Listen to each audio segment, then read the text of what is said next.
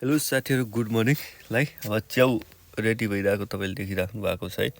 च्याउ रेडी भएको अवस्था हो यी, मजाले रेडी भइरहेको छ है। च्याउ यसरी फल्छ क्या साथीहरू। च्याउ फल्ने धेरै साथीहरूले सोध्नु पनि हुन्छ, यो प्लास्टिक छ नि, हामीले प्लास्टिक कसरी गर्ने भने यसरी खोल्ने हो। प्लास्टिक ट्याक्क यहाँदेखि प्लास्टिक खोलेको त्यहीँदेखि सर फलिरहेको छ, तपाईँ देख्न सक्नुहुन्छ नि त है।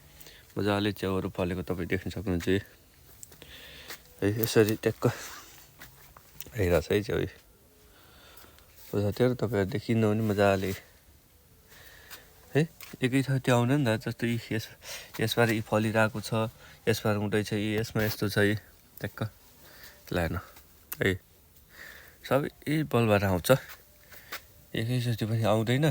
सबै खोलिदिनु भन्दा यसरी ट्याक्क यस्तो अवस्थामा छ नि त। त्यो सरलक्क हेर्नु भने च्याउ मजाले निस्किरहेको छ साथीहरू। तपाईँ पनि यस्तै गरी च्याउ खेती गर्न चाहनुहुन्छ भने पनि हामीलाई सम्झिनु भयो भने हामी तपाईँहरूलाई बिउ उपलब्ध गराउँछौँ है। यस्तै मजाले फल्ने च्याउको बिउ उपलब्ध गराउँछौँ। यो हाम्रै ल्याबबाट उत्पादन गरिएको बिउ हो।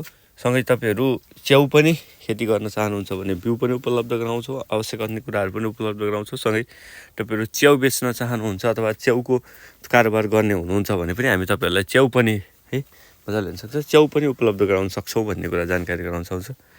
च्याउ र बिउ दुवैका लागि चाहिँ हामीलाई सम्झिनु होला भन्न चाहन्छु म है।